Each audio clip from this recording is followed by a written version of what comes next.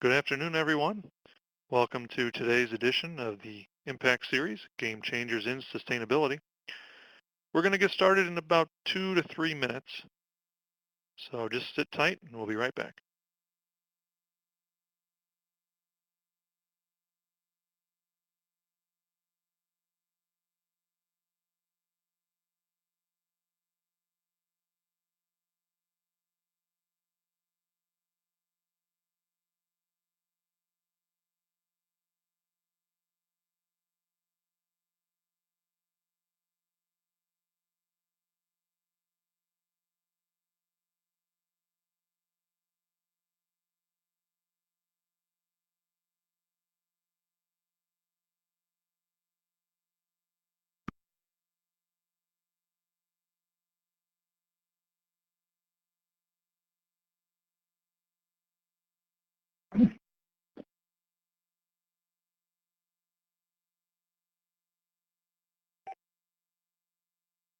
Hello, everyone, and welcome to this highly anticipated edition of the Impact Series, Game Changers in Sustainability. We're going to get started with our webinar in less than 2 minutes.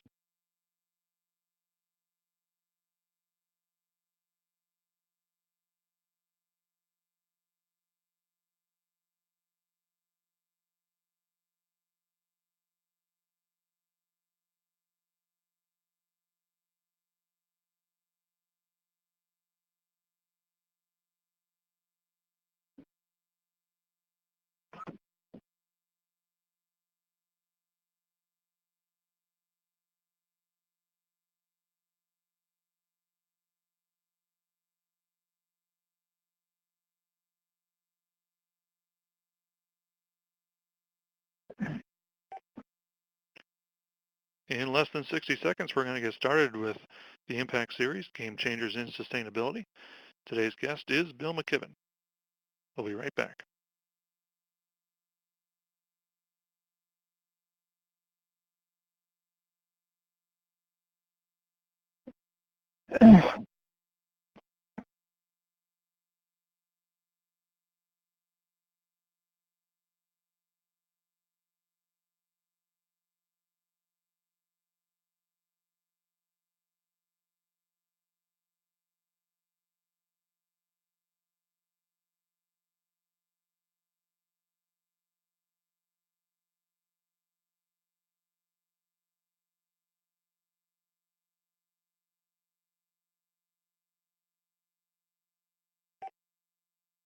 Hello, everyone, and welcome to December the 10th.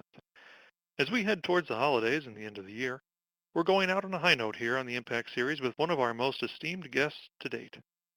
Today, we welcome Bill McKibben, environmental author and activist. Today's webinar would not be possible without the support of our generous sponsors, and those sponsors are BASF. BASF is a leader in the construction industry. With more than 600 products, serving 75 construction product categories, BASF offers the broadest portfolio of products used directly on construction sites or integrated into other products to improve the performance of construction projects. BASF is also a global leader in sustainability and corporate social responsibility, committed to constant improvements in safety, protection of health, and environmental conservation. Bio-based insulation. Bio-based insulation spray polyurethane products help to lessen the environmental impact of residential and commercial structures by sealing and insulating in one step. Bio-based insulation integrates rapidly renewable ingredients as replacement for a portion of the petroleum in many of their insulation products without hindering performance, and has replaced chemical blowing agents with water. DuPont. DuPont puts science to work by creating sustainable solutions essential to a better, safer, healthier life for people everywhere. DuPont is focused on dynamic science that generates real-world solutions. That's why DuPont is at the forefront of building science with brands you depend on, like Tyvek, Sentry Glass, Corian Solid Surfaces, Zodiac Quartz Surfaces, and Kevlar. And the Green Builder Coalition. Green Builder Coalition proudly announces a new membership level for just $50. For more information on this incredibly affordable resource, please visit www.greenbuildercoalition.org. greenbuilder.org/join. I'm Mike Collignan, Executive Director of the Green Builder Coalition, and I'll be your moderator for today's webinar. Now, I know that during the course of today's presentation, you're going to submit questions for our guest. Simply use the small box at the bottom of the Q&A. We'll look at those questions and pose them to Bill both during and after the webinar portion of today's webcast. Now, for those unfamiliar with his work, I'll introduce today's guest. Bill McKibben is the founder of 350.org, an international climate change campaign. 350.org is named for 350 parts per million, the safe level of carbon dioxide in the atmosphere. Bill is also an active writer on the climate crisis and other environmental issues. His 1989 book, The End of Nature, was the first book to warn the general public about the threat of global warming. Bill is a frequent contributor to such periodicals as the New York Times, the Atlantic Monthly, Harper's, Orion Magazine, Mother Jones, the New York Review of Books, Rolling Stone, and Outside. He is currently a scholar in residence at Middlebury College. Our host is the prestigious Ron Jones, president of Green Builder Media and co-founder of the Green Builder Coalition. Ron, I'm really looking forward to this. So am I, Mike, and thank you. Bill, it's an honor and a real pleasure to have you join us and to talk with us today about the work of 350.org and your work as an activist in helping to stem climate change. I think we should just jump right in there. Sure. It's a great pleasure to be with you all and to say thanks to everybody at Green Builder for all the work that you do. You know, one of the kind of frustrations of my life in a way is that we've known for a very long time where the solutions to our problems lie. You know, I wrote the first book about all this 25 years ago now in 1989.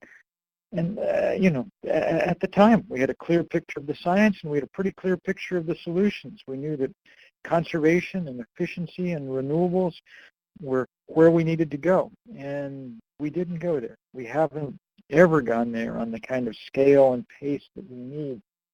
I spent a long time thinking that my job was to write about these things, and I did keep writing about them. I think, like many people, I assumed that reason was going to carry the day. But at a certain point, probably later than it should have, it really dawned on me that yet another book was not going to move the needle here, that we had a problem, which was that reason wasn't predominating. Though the world's best scientists went to Capitol Hill year after year after year to explain that the worst thing that ever happened in the world was happening, nothing ever happened, not in Washington, not in Beijing, not in a lot of other places. And so, though we were building new technologies, though we were learning an immense amount about building efficiency and everything else, nothing was going to scale as fast as it needs to deal with the physics of our situation. So I guess at the moment I could say that two things have changed in the last couple of years. One of them is that the problem has gone from being mostly abstract and theoretical to being very much in our faces. The climate crisis is clearly upon us. You know, the summer of 2012, 80% of the summer sea ice in the Arctic melted. It was the warmest year we've ever had in America. We had the hideous drought across the Midwest with the crop failure in many places. And then we had Hurricane Sandy in the fall, which looked exactly like a Hollywood movie. The Atlantic Ocean pouring into the New York City subway system, the lower half of Manhattan blacked out in its streets running with salt water. That kind of thing, of course, goes on someplace around the world every day now. There's no longer any doubt exactly what kind of trouble we're in. The second thing, and the good news is that more and more people realize that. The polling data shows a huge percentage, huge majority of Americans understand that global warming is real and problematic. And I think they understand it mostly because 80% of counties in the U.S. have had a federally declared disaster in the last 2 years. The second thing that's happened is better news, and that's the rise of a movement finally to do something about this. When it became clear that reason wasn't going to prevail, one had to ask why.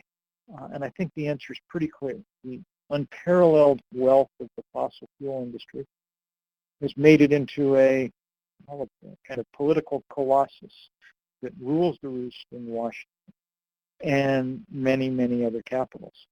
And so we needed to take on the fossil fuel industry. Now, there was no hope of outspending them. They have more money than God. So the hope was that we could find other currencies to work in, the currencies of activism, passion and spirit and creativity. And that's why we formed 350.org and got to work. I'll flip through a couple of pictures here if people are looking at their computers. And basically I want to give you a sense, all of you who are working hard in your own ways on these questions, I want to give you a sense of who your brothers and sisters in this fight around the world are. Some of these pictures come from the first big global day of action that we did in the fall of 2009. We had no really good reason to expect that we'd be successful. 350.org at that point consisted of myself and 7 college students. But it turned out there was a great deal of pent-up demand, people all over the world who wanted to play some role. And so when we announced that we were going to do a global day of action, we were amazed at the response. We set it for a day in the fall of 2009. And I know some people on this call participated then. We didn't know how it would turn out.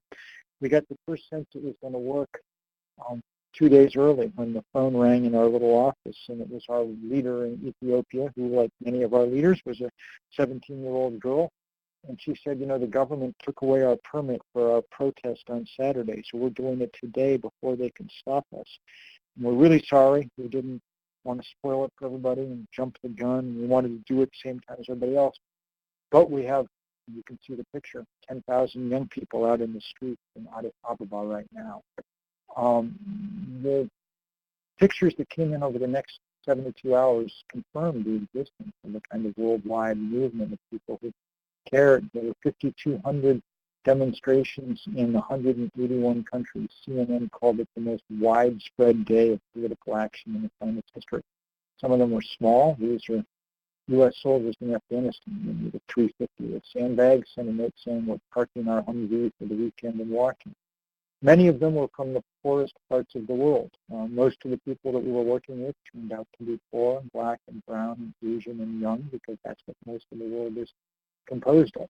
And though they lived in very poor places, those are dugout canoes someplace on the Congo River above Kinshasa, they were very creative and very involved and very ready to go, and had big involvement from religious communities. Pictures from Cape Town, where today they're burying Nelson Mandela. But that day, religious leaders at the head of a huge multi-faith march across Cape Town. There's the head of Muslim South Africa and indigenous traditions in South Africa, and behind them in the scarlet, the Anglican Archbishop. It was a beautiful day. There's our biggest evangelical college in this country. There's the Holy Land along the Dead Sea. Too many military barriers in the way for people to all act together, though they wanted to, because the Dead Sea has shrunk dramatically in this warming world. But the Jordanians said, we'll make the big 3. Palestinians did the 5. The Israelis did 0. It's a good thing. 300 good demonstrations across China, which is important. China, as you know, is going to play a major role in either solving or making insoluble this crisis. There's our friends in the Maldives, typical of low-lying island nations. The highest point in the Maldives, a country where the culture dates back 5,000 years, the highest point is about 1.5 meters above sea level. It was just a beautiful, powerful day. And that's a little rich shakedom of Abu Dhabi, but these guys are a little smarter than some of your oil tycoons. There behind them, you can see the edge of the largest solar array on the planet. Now also, just pictures that were hard to see. I mean, those girls were going to be refugees in the course of their life. So that's why we keep on fighting, and we've done about 20,000. We've run out of pictures there. We've done about 20,000 of these rallies and events and demonstrations around the world over the last over the last 5 years. Um, Bill, you referred to some of the places that we're familiar with who are threatened, and people are aware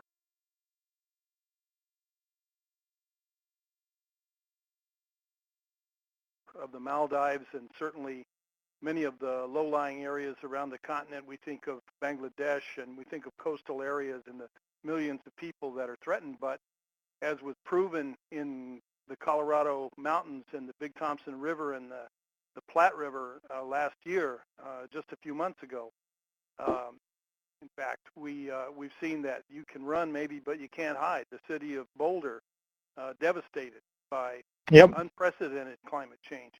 Well, hydrology is one of the places where we see things most dramatically. Warm air holds more water vapor than cold. The atmosphere is about 5% wetter than it used to be. And that just leads to the most dramatic, just loads the dice for both drought and flood. And we see them all the time, all over the place. We just talked we've spent a lot of time the last few weeks talking, of course, with our team in the Philippines. And we're dealing with the aftermath of Typhoon Haiyan. I mean, there's, just utter and complete devastation. But there already was a lot of devastation. Our leader there saw her child go to the hospital this year with dengue fever, disease now spreading like wildfire across the tropics because mosquitoes really like the warm, wet world that we're making for them. So we've gone on and we've done these global work parties where we've put up thousands of solar panels and wind turbines and planted trees, and we've done just everything we can think of in places all over the world, some of which I'd never heard of, and some of which, like Hanoi, I'd heard of in other contexts. And so, it's been great work, and we've loved it. It's been educationally powerful. It's helped move this issue to the top of the agenda in places where it hadn't been before. But there comes a point when education alone is insufficient. We've reached that point, I think, and so in recent years we've tried hard to take this movement from purely educational and turn it into more confrontational. We think that until we're able to beat the power of the fossil fuel industry, then we have very little chance of doing what needs doing. So some of the time we play defense. Probably many of you are aware of this fight against the Keystone Pipeline. It's now almost coming on to 3 years old. When we started, nobody had ever heard of the thing, and its approval was rated a complete certainty. No one saw any reason why the president wouldn't grant them the permit that they needed. But then Jim Hansen at NASA and his team published a study showing just how much carbon was up there in those tar sands in Canada. What they said was, if we burn it all, then the atmospheric concentration of CO2 will go from its current 400 parts per million, already too high, to about 540 parts per million. Those deposits are one of the 6 or 7 big pools of carbon around the world that we simply have to keep underground. They're the kind of carbon equivalents of the Amazon rainforest. Just as we count on the Brazilians to keep the Amazon rainforest standing, we need to count on North Americans to keep the Powder River Basin and the tar sands of Alberta underground, and we need to count on the Australians not to develop the Galilee Valley and a couple other places for coal and so on and so forth. That's what so we went to work on this pipeline, and it turned into the biggest civil disobedience action about anything in 30 years in this country. All kinds of people led away in handcuffs over the course of 2 weeks, and that spread around much of the rest of the world into Canada, where they had big civil disobedience. And it followed the president all over the country, and wherever he went, there were crowds of kids chanting, "Yes, we can stop the pipeline." We circled the White House, shoulder to shoulder, 5 deep in people along that 1.5-mile perimeter. And finally, in that fall of 2011, the president said, okay, we'll take another look at this thing. And so now we've had better than 2 years of further review. And some decision is expected sometime in the next few months. We don't know what it's going to be. If the president does the right thing, then it will be the first time that any world leader has ever said, here's something big we're not going to build because of its effect on climate. That would be a powerful statement if it came. And it might even help open the horribly screwed up international negotiations over climate that failed at Copenhagen in 2009. So that kind of work's important. And the Keystone Pipeline is just one example. We fight hard against coal ports in the Pacific Northwest and against mountaintop removal coal mining in Appalachia and against new LNG plants along the East Coast export facilities and against fracking wherever it's being proposed and so on and so forth. But we don't want to just play defense. We want to play offense too against this industry. And so in the last couple of years, we've launched this big divestment campaign. Really, it launched about a year ago. And we did it because there was some new data. I wrote a piece for Rolling Stone 18 months ago that became one of the most widely shared pieces in the history. And it was written because we learned there's sort of a few new things. A team of financial analysts in the UK had done the work that we probably should have done years ago of adding up all the coal and gas and oil reserves of the fossil fuel industry and the countries that operate like fossil fuel companies, like Venezuela, all the reserves that they'd already proved, all the stuff that they'd told their shareholders or their banks that they were going to burn, the stuff that was in the business plan. And it turns out that when you add it all up, that adds up to about 3,000 gigatons, 3,000 billion tons worth of carbon. And the problem is that the scientists have told us that if we have any hope of staying below a 2-degree increase in temperature globally, we can only burn about 500 gigatons more carbon. That is, they have in their reserves, planning to burn, announced that they're going to burn, 6 times as much carbon as the world can possibly cope with. Once you know those numbers, then you know that these are rogue companies, outlaw companies, companies that if they carry out their business plan, then they tank the planet. That's horrifying. And that's why this divestment campaign is now up and running. Oxford University put out a study last month saying that it was the fastest growing such corporate campaign in history. Since we launched it a year ago, there are fights underway on about 300 American college campuses. Now we've taken it to Australia and New Zealand and most of Europe. It's a hard fight, of course, because these guys are very rich and very powerful. But it's a really important one to keep making the case that these companies aren't normal investments anymore.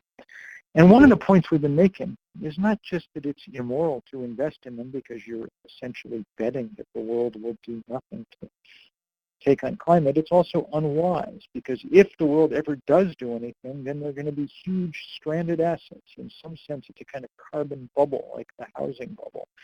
We can't burn that carbon, at least if we're anything like a rational or sane planet. And hence, somebody's going to be left holding the bag. And I think that's one of the other reasons, that kind of logic, that this divestment movement has gotten going as quickly as it's gotten going. We hope that you'll help. We hope it'll help at your college, your university, your city, town. Seattle, San Francisco, Portland, Providence have already announced plans to divest. We hope you'll help in your religious community. The United Church of Christ became the first big American denomination to recommend divestment earlier this year. It's exciting to watch. It's not that by itself it's enough to bankrupt the fossil fuel industry. It's not. but it's enough to help politically bankrupt it, to weaken its power. And if we can weaken its power some, then for 25 years, pretty much all the economists, left, right, and center, have told us what we need to be doing. We need to put a serious price on carbon, one that reflects the damage that it does in the world around us. And if that happened, then we would see a surge like we've never seen before in the use of renewables and the movement towards efficiency and conservation, things that are going at a reasonable clip now, would go at the kind of clip that we'd need them to go at if we're to have any hope of dealing with climate change. We're so far deep into this problem that slow incremental transition is pretty much the same thing as losing. What we have to do now is quickly get to the point where we're winning, where we're making progress faster than we're pouring carbon into the atmosphere. And that can only happen with a kind of sea change in political power, with the kind of movement building that we need. In the meantime, we watch with great pleasure the development and spread of technologies even under the current set of affairs. It's a cheerful thing that there were days this summer that the Germans generated half the power they used from solar panels within their borders. That's good news. It's a sign of how quickly we could be going if we really set our minds to it. That's what we're trying to do at 350.org, trying to kind of change the playing field some. And if we do, then we'll make all of your lives more easy, I think. That's the hope anyway, because you guys are very much on the front line and doing precisely the things that we need done in the world around us. We just need them done more, and that's where we are. So I'm going to stop there, I think, and let people fire away with questions if they got them. But mostly just say thanks to you for all that you're doing, and it's a pleasure to get to work side by side with you. Well, Bill, I can't tell you what a privilege it is to hear your words. We first had that privilege earlier this year when you spoke to a group of us when we were in Utah, and I think you were making your way from Moab to Portland and somehow found a way to stop in there. And at the time, your newest book, Oil and Honey, I think had not been released yet. It was about to hit the stand. Let's talk a little bit, if we could, about Oil and Honey, because I think that it is a marvelous book, first of all. I think it may be the best book that you've written, and it just has this wonderful narrative that talks about so many interesting things in the comparison between the human scale of the production of honey as opposed to the way we go about harvesting fossil fuels. There are a couple of things that struck me. First of all, I have to tease you a little bit that you exploited the great fantasy of all little boys when you said that you got to drive a tractor and made us all totally jealous. But the real point of that, of course, came in the fact that your beekeeper farmer friend there, Kirk Webster, had made a choice that he was going to, and I think this is a really important point, probably the most important element that I took away from the entire book. He had made a choice that he would take a few $1,000s in the form of a healthier field by simply cutting his hay and allowing it to remain there and to go back into the soil. And it was such a simple example, but it's something that we are so desperate for. I wonder if you'd comment on that.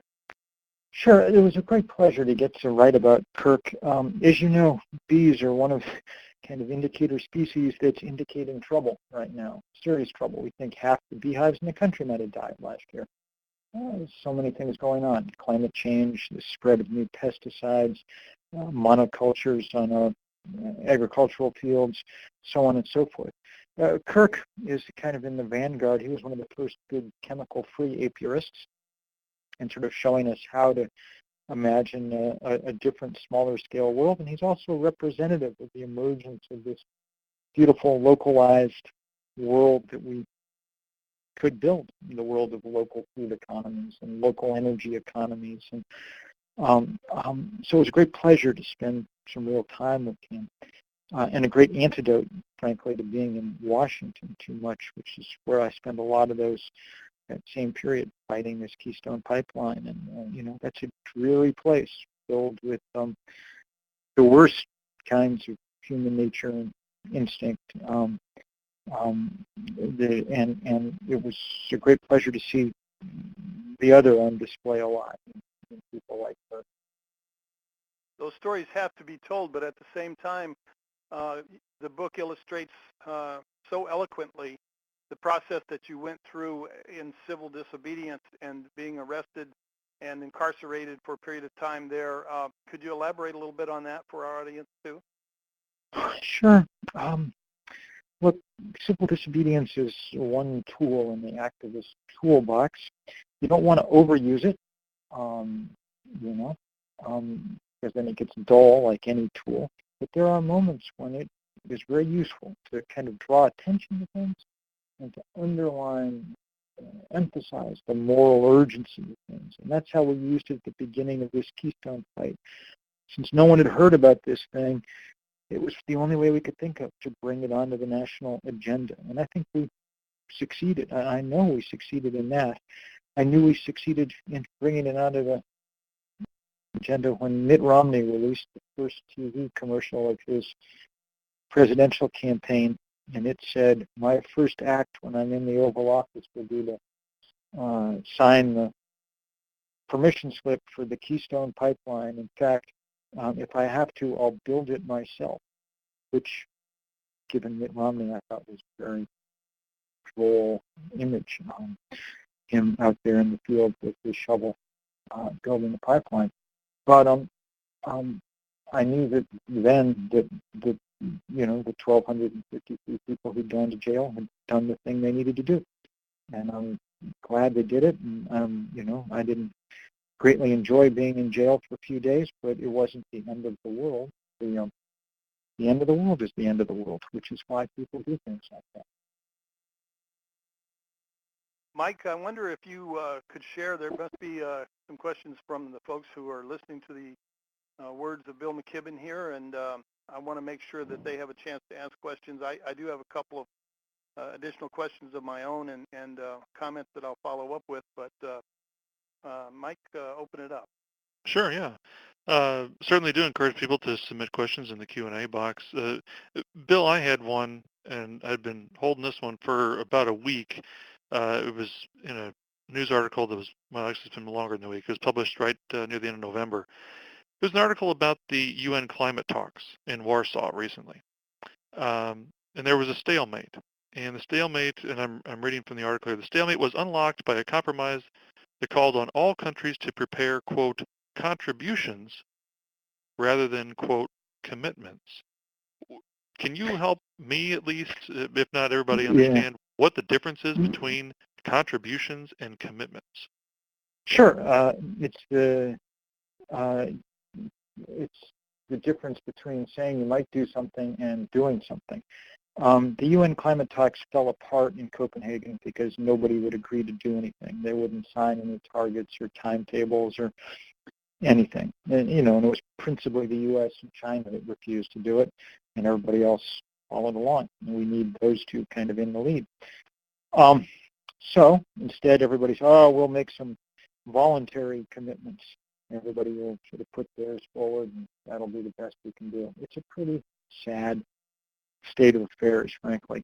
And at the moment, the UN talks are not going to accomplish anything on the scale that physics demands. They won't until the power of the fossil fuel industry is reduced somewhat, because that's who makes sure that nothing ever happens in Washington and many other places. Look, these companies are the biggest political players they are. Chevron gave the largest single campaign contribution post-Citizens United of any company in our history 2 weeks before the last election. It was designed to make sure that the House of Representatives stayed in the hands of climate deniers, and it was successful, and that's why nothing's going to happen in D.C. for the next little while.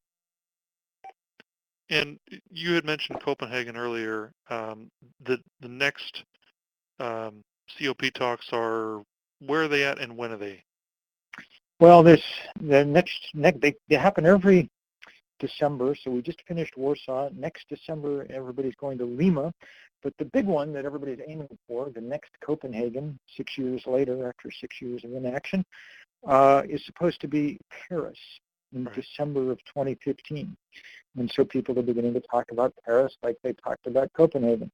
Um, I'm, um, I think that those negotiations will bear fruit exactly to the extent that there have been large citizen movements in the various home countries, the various leaders pushing them to do more. And I think that if we sit back and wait for them to lead, we will find that, in fact, at least on this issue, leader is one of the great misnomers there ever was. I want to go to the audience questions. We have a question from Rose. She's citing a American Meteorological Society survey, which is the online release has been published in the Bulletin of the American Meteorological Society, and it's available online for anyone to view. In the survey, the members of the society responded to an email survey that said that 52% of them believe that global warming is happening and is mostly human-caused, while 48% do not. She cites that it's a very close margin. Why do you think the margin is so close amongst meteorologists? And then I have a follow-up question after Well, that. I mean, I think the first thing to be said is that I may not be the person. If there are people who really want to challenge climate science, I'm at this point sort of impatient enough with that I may not be the right person to have on the horn.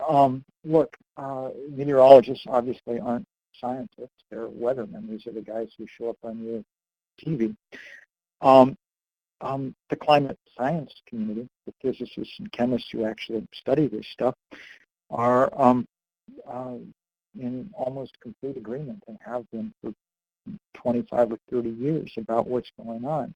There's really no great mystery to it. We know that the molecular structure of CO2 traps heat that would otherwise radiate it back out to space. When you pour more of it into the atmosphere, the only question is how fast and how high is the temperature going to rise. And what we're really seeing now is that the temperature is rising faster and doing more damage than we would have expected 25 years ago. So, I think if you want to argue with climate science, you better argue with climate scientists who are in, for science, remarkable unanimity about what it is that's going on. The follow-up question I have on that is, can you talk a little bit about, and just briefly, because I know we could probably talk an hour about it, the concept of believing the global warming, because it's often characterized, it seems to me, or at least it reads as more of a belief system than it is a science.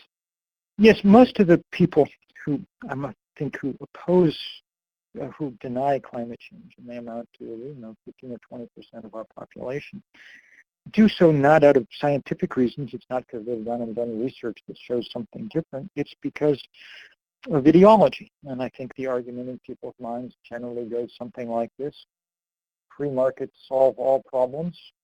Free markets are not solving global warming. Therefore, global warming is not a problem.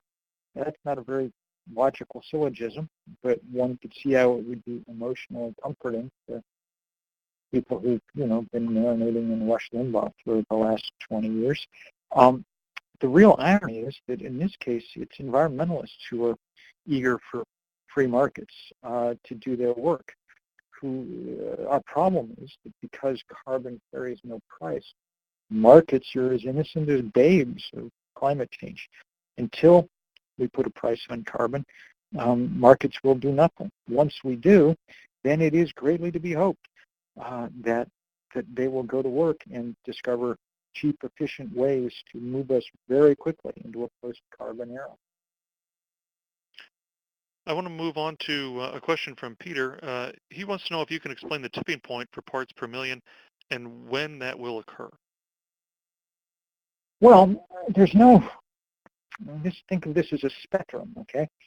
We think that, before the Industrial Revolution, for the 10,000 years of what we call the Holocene, the period of benign climatic stability that not coincidentally coincided with the rise in human civilization. That period, the atmosphere was 275 parts per million, give or take, very stable.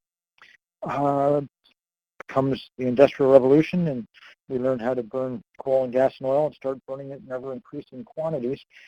And the question for a long time was, what's the point at which it's going to get troublesome? We now think, and this is the basis of Hanson's research and hence the name of our organization, that 350 parts per million is the most we can safely have in the atmosphere. We passed that 27, 28 years ago. This year we went past 400 parts per million. We're going up about 2 parts per million per year. So we're into dangerous territory now. We're already seeing huge effects: the melt of the Arctic, the acidification of the oceans, many other things, erratic weather. So far, we've raised the temperature about 1 degree. The world's leaders have diagnosed 2 degrees as the most we could safely raise the temperature and have any hope of getting away with it as a civilization. It's pretty much a gamble. If 1 degree melts the Arctic, 2 degrees, we don't want to find out what it'll do, but we are going to find out, or we're pretty close to it, even if we do everything right from this point on. So 2 degrees will be much worse than 1 degree. The real problem is if we don't do everything right from this point on, the same meteorologists tell us that we're going to go to 3, 4, 5 degrees before the century is out. And if that happens, then there is no reason that we get to have civilizations that look anything like the ones that we're used to. So, there's no point at which it's too late. From this point on, what we're trying to do is limit damage. And each degree of temperature goes up, each part per million of CO2 goes up, makes it worse. It's a spectrum. There are potential for huge tipping points out there that make everything else we're doing moot. If we make it warm enough that we really melt the tundra and the permafrost of the Arctic, and there's the potential for releasing an awful lot of methane that's stored down beneath. CH4 is even more potent greenhouse gas than CO2. So that would be a very unwise thing to do. We wouldn't be able to control it if it got started, because we can only control the kind of carbon thermostat here. That's why it's so important. We have a question from Darren. He wants to know that how do local leaders, people who are in the audience now, how do they bring people who are just simply getting by? How do they get those people to consider some of these large issues like climate change and the Keystone Pipeline? Well, I mean, it's just people who are getting by that actually do most of the work that gets done to try and put a halt to this. But frankly, if it weren't for, our problem's not that poor people want to get involved. Our problem is that rich people dominate our system and keep anything from happening.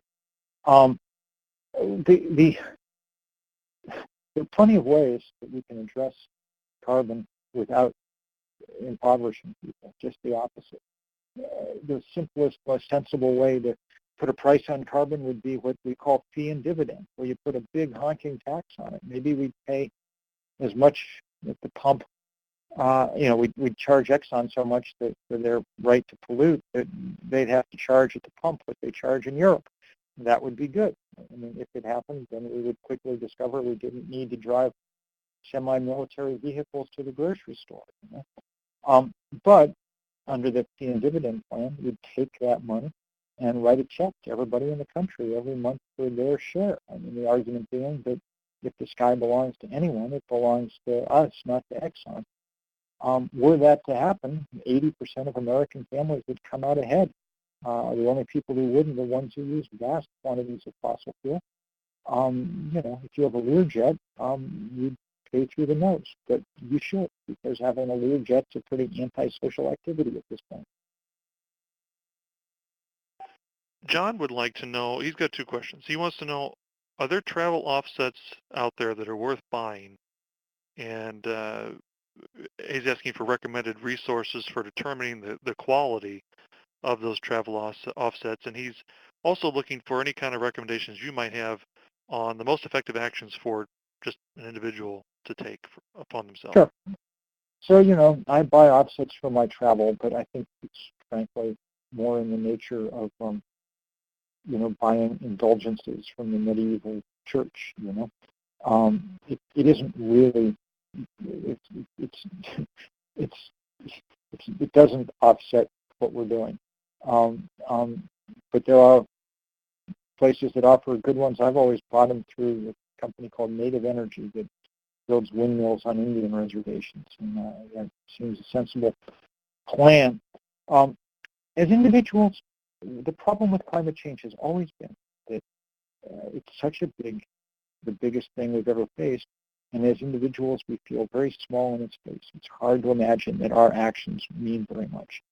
And in some sense, that's true. We're not actually going to stop climate change at this point, one person at a time, one light bulb at a time. We got to do those things. I mean, I'm speaking to you from a house that got a prize as the most energy efficient house built in Vermont. The year it was built. I'm proud of that. Glad there's solar panels all over the roof, but I try not to kid myself into thinking that that's going to stop climate change. This is a structural problem, and so it will have a structural, i.e. a political, i.e. a power solution. And that's why the most important thing that individuals can do is organize. Join together with others in operations like 350.org to do what needs to be done. And if we do that, then we got a chance.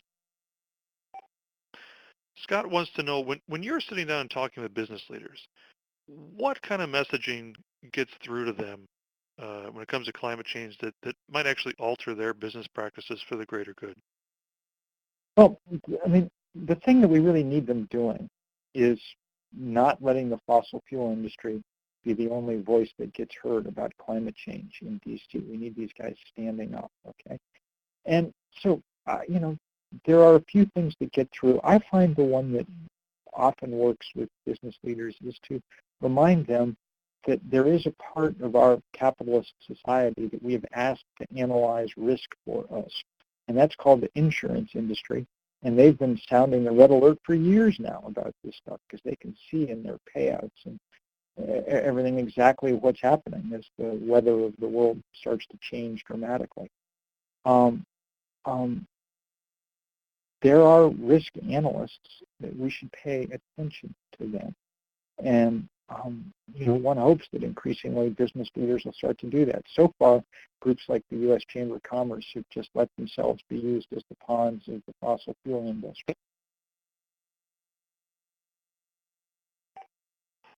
We have a question from Sarah. She wants to know what you feel needs to happen in order to get leading economies to really commit, and we were talking before about contributions versus commitments, to commit to real climate action.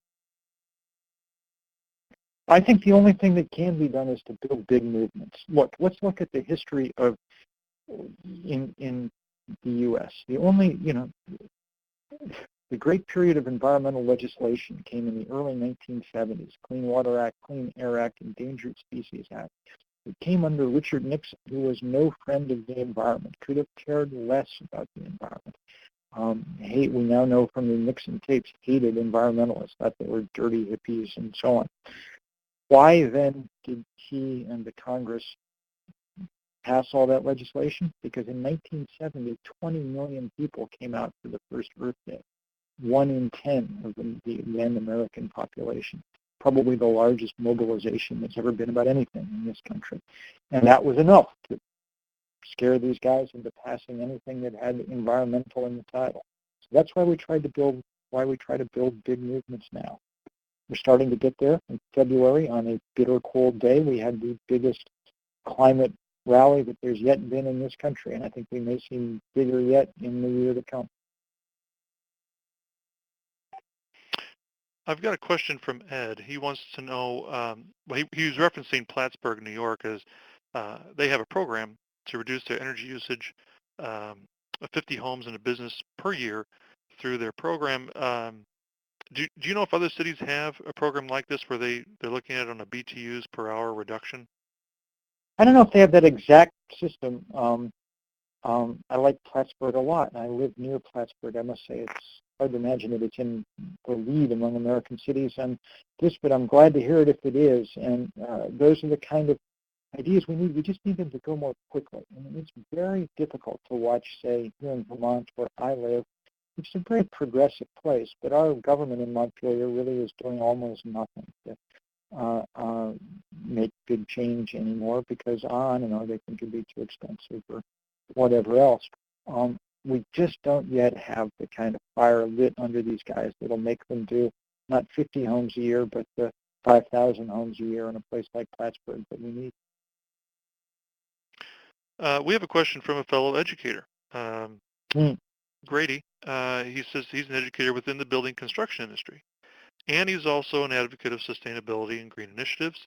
He teaches the subject of construction sustainability, but his biggest challenge is trying to move the mindset of his students who he feels are not well prepared to accept the idea of global warming. What would be your first step in shifting their Well, outlook?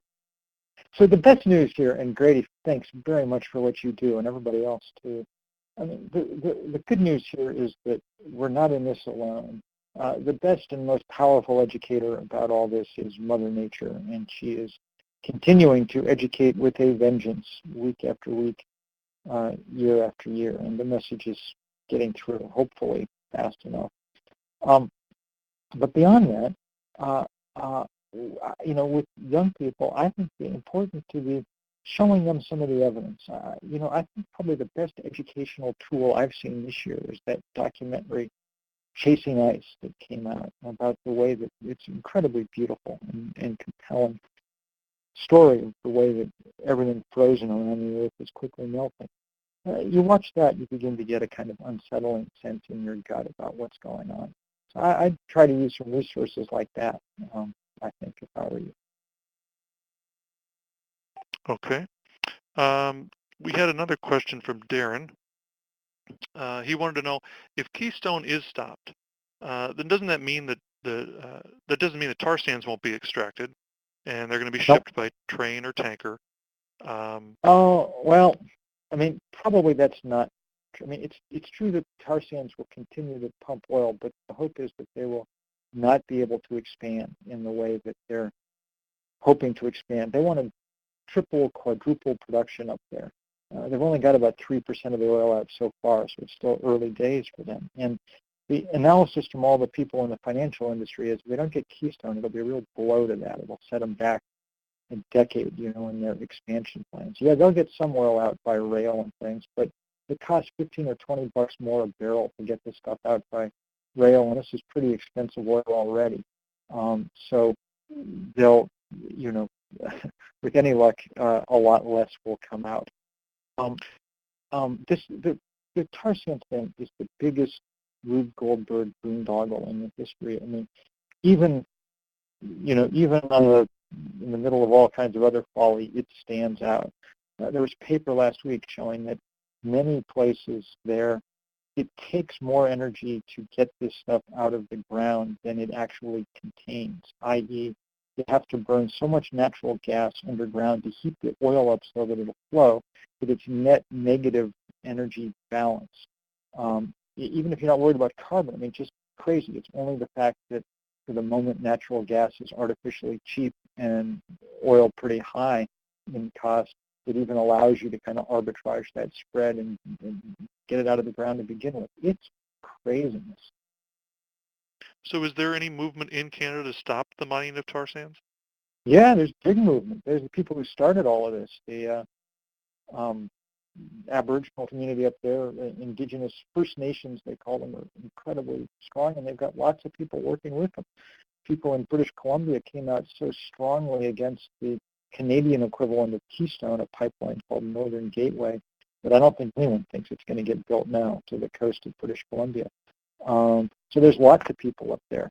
The Harper government is a kind of subsidiary of the fossil fuel industry, and they're doing one you know, they just serve as a kind of errand boy for the tar sands. But it's there's plenty of people up there doing great opposition, I'm happy to say, and it's inspiring to watch. We have another question from Rose. She wants to know, can we build green enough, or do we just need to stop building and repair and refurbish all the existing structures that we have?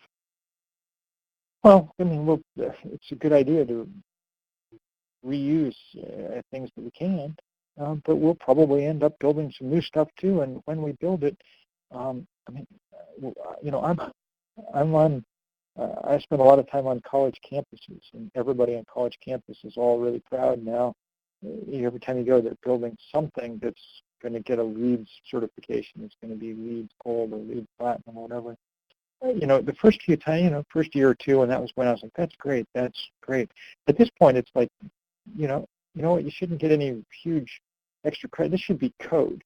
I mean, in any sensible place, this would be code. Of course, you should build energy efficiently. So that, I think, is one of the things that will happen quickly once we put a price on carbon. Ron, I know you had a question or two still, so I wanted to kind of hand it back to you. Thanks, Mike. Um, Bill, in the last few days in particular, I've been witnessing a good deal of full court press in the electronic media with ads touting the good works of ExxonMobil and folks, particularly in the natural gas arena. And I'm sure you must have seen these too. I wonder what your take is on this upswing in all of this information. Well, my take is that we're causing them some trouble. So their only possible response is to spend more money. And when we started causing them trouble on the Keystone Pipeline, it's not like they took a second look at the craziness of the operation. It's not even really like they bothered to argue very much. They just started buying lobbyists and TV ads. We've been a tremendous job creation program, at least for K Street lobbyists in D.C. I think the word is getting out that, we've got divestment campaigns going on 300 campuses. Every smart college student by this point knows that this is a rogue industry. And maybe they were telling their parents that over Thanksgiving, and that starts to worry the good people at Exxon and the American Natural Gas Association and whatever else. The other thing that I've been seeing on the evening news, if you will, have been the reports showing the air in Shanghai. Everybody's been wanting to show us images of lots of residents there going around with masks on and government mandates that transportation and industry and so forth make adjustments and so on. Of course, it's all temporary, but I'm reminded of the fact that last winter, the worst air quality in the continental United States was in Salt Lake City, and they had a very similar situation with the air quality being extremely dangerous to people with any kind of health issues. How do we bring this into the forefront on a local level so that people don't think of it as something that is somebody else's problem? Well, I mean, when it happens, everybody knows that it's a problem because it's so in your face. That's why we cleaned up much of the air in the U.S. The visible pollution, the kind of stuff we used to have that the Chinese now have in terms of smog, is pretty rare. Sometimes in a place like Salt Lake, you can get a bad inversion and still see some of that real old school smog. But for the most part, it's now confined to places like China. The problem with CO2, of course, is that it's invisible. It doesn't cause any of that. And hence the far more dangerous clouds of carbon dioxide that are changing the temperature of the planet never get seen at all. That's why we have to work so hard to educate people all the time about it.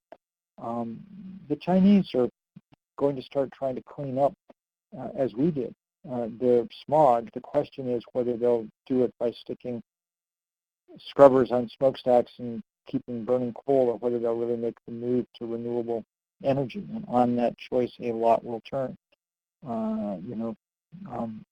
not their fault alone. Most of the emissions in the atmosphere now came from the U.S., the plurality of them, but they're growing fast, and so they need to be part of the solution too. You know, it's interesting that we end up talking about coal here, because in the Pacific Northwest, where we're located, of course, we have the huge struggles that you've alluded to around trying to put a stop to the rail lines that are designed to create a new port for industry and be able to take this dirtiest of all possible fossil fuels and export it to Asia so that it can be burned out of sight, out of mind, I suppose. It's been likened to the tobacco industry, and how when the tobacco industry came under attack and regulations and curtailed a lot of their damage as a result of being forced to in this country, they simply turned to foreign markets and continued to export their form of poison to other parts of the world. How can we prevent that from happening? Because it doesn't matter whether that coal gets burned in North America or if it gets burned in Asia or elsewhere. That's right, and the only way we can prevent it is by sticking the cork in the bottle. Happily, geography helps us here some.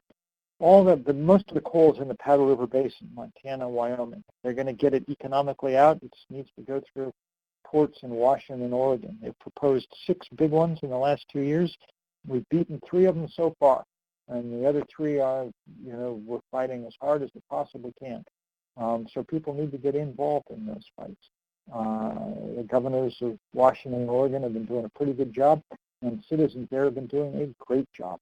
When we think about the Northwest, we think about our friends at places like Climate Solutions, who really are doing just outstanding work. I'll be back up in Bellingham sometime in the spring, right up near the Canadian border, where they want to build one of these coal ports. And I don't think they're going to get it built. I think people there are strong enough to stop it.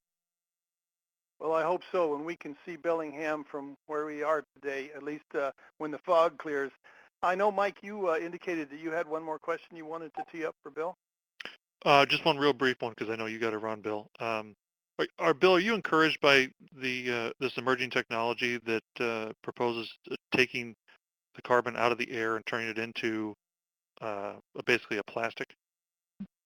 Well, you can do it. You can do a lot of things. The question is whether you can do it at a price that makes it possible for us to do it. I mean, the cheapest, most sensible thing is not to put it there in the first place, and I think that's really job one. Right. Well, I wanted to take one more opportunity to thank our sponsors, BASF, Bio-Based Insulation, DuPont, and Green Builder Coalition. And I also wanted to thank all of you for joining us today. Great questions, everyone. And finally, a big, big thank you to Bill McKibben for taking the time to share your words with us today. We really, really appreciate it. Take care, y'all. Pleasure for me. You're a hero to all of us. And I just want to say to everyone who's on the call, if you haven't read Oil and Honey, you really need to. You owe it to yourself to read. It's a great book. And I think that the poster child for involvement is Bill McKibben and 350.org, and I hope that you'll all find a way to help support Bill and his work. We hope you'll join us Take next care, month. y'all. Oh, thank you, Bill. We hope you'll join us next month for another edition of Impact Series, Game Changers in Sustainability. We'll be visited by Allison Taylor on Tuesday, January 21st at 2 p.m. Eastern Time. She'll speak with us about innovative, sustainable solutions that are currently being deployed by leading green cities, and how these solutions can assist in the development of short-term response and long-term policy at the state,